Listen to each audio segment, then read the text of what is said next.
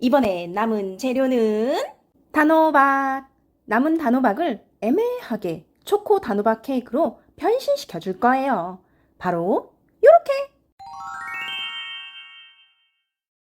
초코 단호박 케이크로 변신시켜주기 위해 필요한 재료는 달걀, 설탕, 올리고당, 박력분, 초코파우더, 버터, 우유, 꿀, 물, 단호박, 생크림, 설탕, 단호박가루, 초콜릿, 우유, 올리고당. 이제 만들어 봅시다. 먼저 달걀, 설탕, 올리고당을 넣고 살짝 섞어 따뜻한 물에 올려둡니다. 다음으로 버터와 우유도 따뜻한 물에 담궈 녹여줍니다. 박력분과 코코아 파우더도 같이 계량해 준비해둡니다. 달걀물이 살짝 뜨겁다 싶게 되면 핸드믹서를 제일 높은 단계로 아이보리빛이 날 때까지 1분에서 2분 정도 섞어줍니다.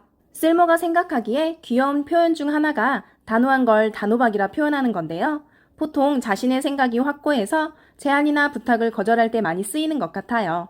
쓸모는 이 거절을 단호하게 하면 부정적이라 생각해 상대에게 상처가 될까 거절을 못하거나 거짓말로 회피하며 힘들었죠. 그러나 시간이 지나고 보니 단호한 거절은 솔직하면 되더라고요. 제안은 고맙지만 하지 못한다 하면 생각보다 금방 수긍하는데 그래도 무리하게 부탁하거나 화를 내면 그건 그 사람의 상황이고 내 감정이 아니니 휩쓸리지 않고 내 의견을 말하는 게 단호한 거였더라고요. 물론 아는 것과 실천하는 건 또 다르기에 항상 거절을 잘하는 건 아니지만 이제는 알고 있고 노력하고 있어 익히면 부드럽고 달콤한 단호박처럼 앞으로는 서로의 감정도 상하지 않고 더 자연스럽게 거절할 수 있을 거라 기대하고 있어요. 여러분도 어떤 부분이 단호하고 단호하지 못한지 그리고 부드러운 단호함에는 어떤 게 있을지 댓글에 남겨주세요.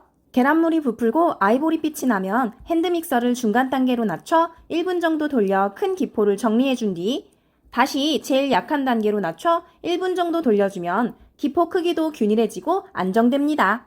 이제 계량해놓은 가루를 채쳐 넣고 기포가 최대한 가라지 않게 밑에서 떠올리고 흩뿌리기를 반복해 날가루가 거의 사라지면 우유와 버터 녹인 그릇에 희생 반죽을 조금 넣어 섞은 다음 원래 반죽에 섞어야 기포가 덜 가라앉습니다.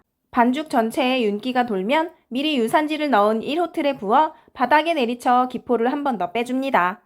170도에서 20분 구운 후 이쑤시개로 찔러 반죽이 묻어나오면 150도에서 10분을 더 굽고 뒤집어서 식혀줍니다.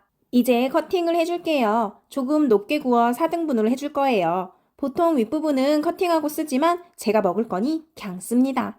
눈대중으로 반절쯤을 겉부분만 돌려가며 잘라주고 처음 자른 부분과 맞닿으면 가운데까지 잘라줍니다. 엄청 예쁘게는 안 잘려도 대충 쓸만하게는 잘려요.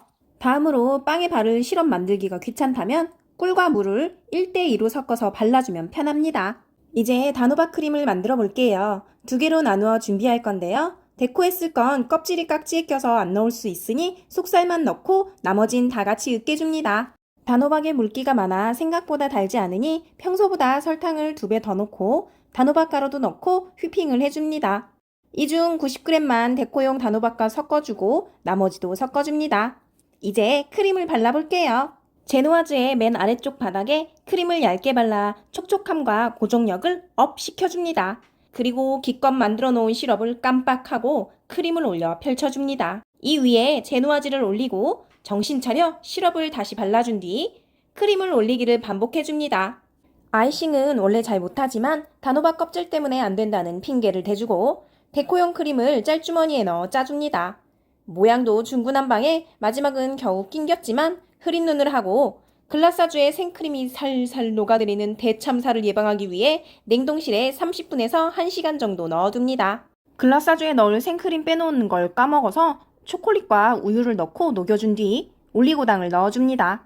글라사주가 너무 뜨겁지 않게 흐를 정도로 식으면 차가운 케이크를 꺼내 초코 글라사주를 부어줍니다.